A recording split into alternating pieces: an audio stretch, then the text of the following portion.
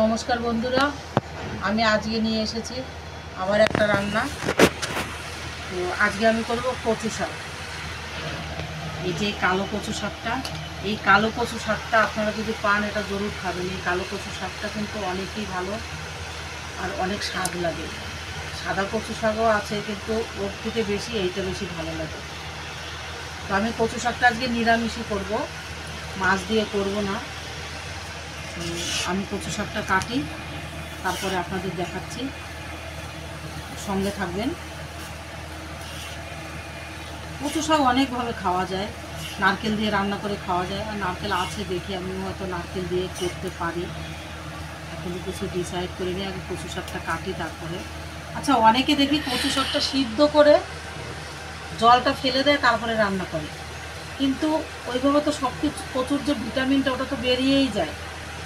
কচু শাক কিন্তু সিদ্ধ না করে আরও ভালো রান্না হয়, টাইমে গলেও যায় আর গলাও চুলকায় না। অনেক হয়তো গলা চুলকানোর ভয়তে হয়তো যে গলা চুলকাতে পারে সেই জন্যই হয়তো সিদ্ধ করে নেয় না, কি তা জানি না, কিন্তু সিদ্ধ করলে তো সব ভিটামিনটা বেরিয়ে যায়। কচু শাকে কিন্তু প্রচুর পরিমাণে রক্ত পরিষ্কার করে, রক্ত বাড়ায়। তো আপনারা কচু শাকটা অবশ্যই খাবেন। ইলিশ মাছের মাথা হলে তো কচু শাকের কোনো জবাবই নেই। কচু শাক আসলেই ইলিশ মাছের মাথার কথা মনে পড়ে, যে ইলিশ মাছের মাথা দিয়ে কচু শাক। কিন্তু এই সময় ইলিশ মাছটা মার্কেটে কম আসছে এবং অনেক দাম।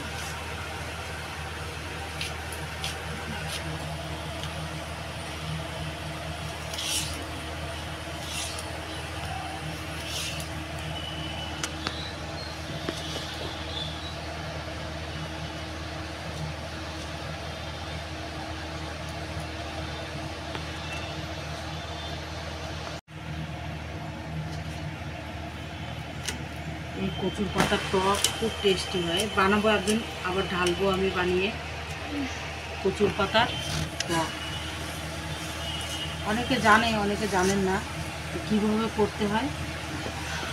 আমি গত বছরও একটা ঢেলেছিলাম কচুর পাতার টকের ভিডিও, জানি না কারা কারা দেখেছে, কারা কারা দেখেননি। আবার একদিন ঢালবো। কচুর পাতাটা এখনও ভালো পাওয়া যাচ্ছে না, মার্কেটে ভালো পাতা আসুক তখন ঢালবো। আমি কড়াইটা বসিয়ে দিয়েছি। কচু শাকটা আমার কেটে ধোয়া হয়ে গেছে। আমি এবার কড়াইটাতে দিয়ে দেবো সর্ষের তেল।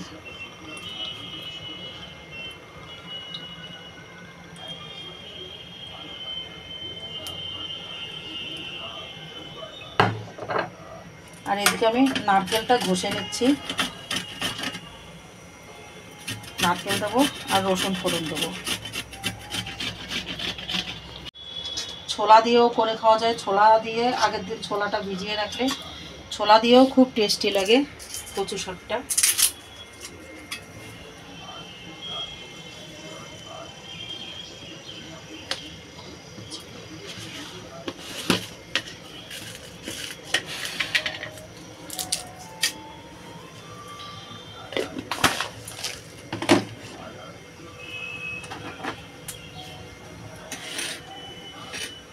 রসুনগুলো আমি থেতো করে নেব।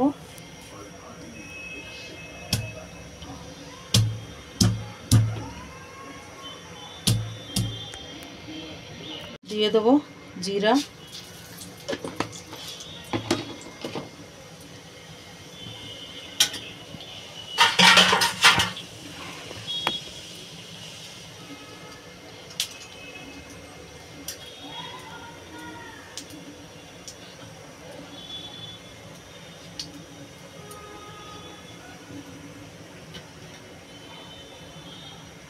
দিয়ে দেবো রসুনটা।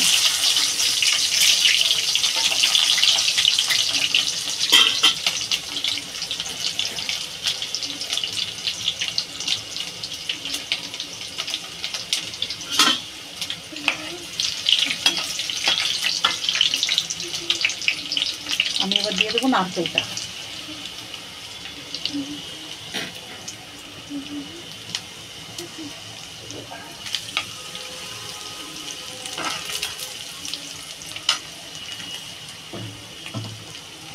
কচু শাকটা এবার আমি ঢেলে দেবো।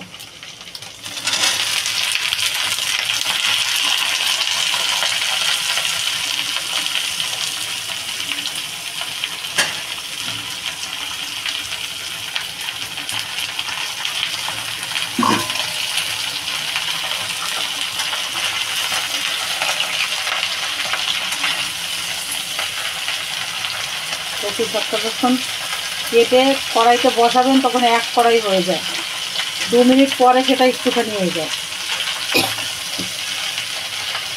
এই যে কচু শাক যারা সিদ্ধ করে রান্না করেন, কচু শাকটা দেখেন আমি এইভাবে বসিয়েছি, এবার এই কচুর থেকে যে জলটা বেরোবে সেই জলটাই আমি আবার শুকাবো ভালো করে ডিমে আঁচ করে ভালো করে শুকিয়ে বানাবো, তবেই কচু শাকটা টেস্টি হবে।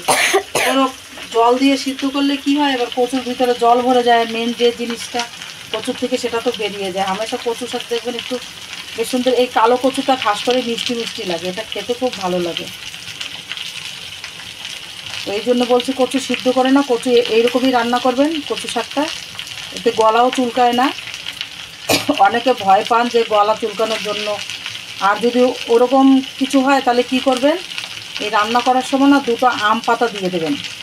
যারা গ্রামের বাড়িতে থাকেন তাদের তো আম গাছ প্রত্যেকের বাড়িতে আছে, আম পাতা দিয়ে দেবেন। তারপরে যখন কচু শাকটা রান্না হয়ে যাবে আম পাতা 2টো তুলে ফেলে দেবেন, আম পাতা ছিঁড়ে দেবেন না, এরকম গোটা আম পাতাই দিয়ে দেবেন। কচু শাকটা হয়ে গেলে আম পাতাটা তুলে ফেলে দেবেন, গলা চুলকাবে না।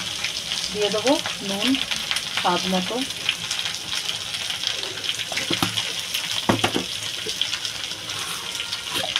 নুনের পাশাপাশি দিয়ে দেবো হলুদ,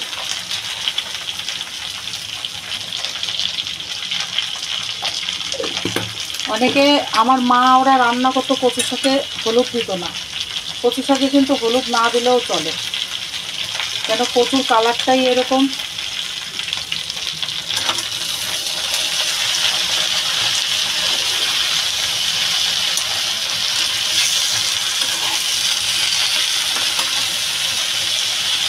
দেখতে দেখতে দেখেন কতটা কমে গেল, আরও কমে যাবে, নাড়তে পারছিলাম না, খুন্তি এর ভিতরে ঢুকাতে পারছিলাম না, এখন দেখেন দেখতে দেখতে একদম কমে যাবে। আমি আবার এটা দিয়ে দেবো ঢাকা, এবার ঢাকা দিয়ে গ্যাসটা কম করে দেবো। এই দেখেন কচু শাকটা কী সুন্দর আমার মিশে গেছে, আরও মিশবে, এতে এখনও অনেক রস রয়েছে, ভালো করে একদম রসটা টানাবো ডিমি আছে। কচু শাক যারা গ্রামে উনুনে রান্না করে, যখন সব রান্না হয়ে যায় লাস্টে কচু শাকটা ব্যাস উনুনের উপরে এরকমই রেখে দাও, ধীরে ধীরে ধীরে ধীরে রসটা টানতে থাকে, ওই কচু শাকটা রান্না আরও বেশি টেস্টি লাগে। আমাদের তো গ্যাসের রান্না তো অত হয়ে পারে না। হয়ে গেছে দেখেন আমার কচু শাকটা কী সুন্দর, দেখেন মিশে গেছে, একদম জল নেই, দেখেন একটুকু জল নেই, পুরো জলটা টেনে গেছে। আমি কচু শাকটা নামিয়ে নেব। হয়ে গেছে আমার কচু শাকটা রান্না, আপনারাও এইভাবে রান্না করে খাবেন আর কমেন্টে বলবেন কীরকম লাগলো ভিডিওটা, বানিয়ে খেয়ে বলবেন। আর আপনাদের কাছে যদি কোনো রান্নার রেসিপি থাকে তাহলে অবশ্যই কমেন্টে বলবেন, আমি করে দেখানোর চেষ্টা করব। তো ভিডিওটা তাহলে এখানেই শেষ করছি, ভালো থাকবেন, সুস্থ থাকবেন।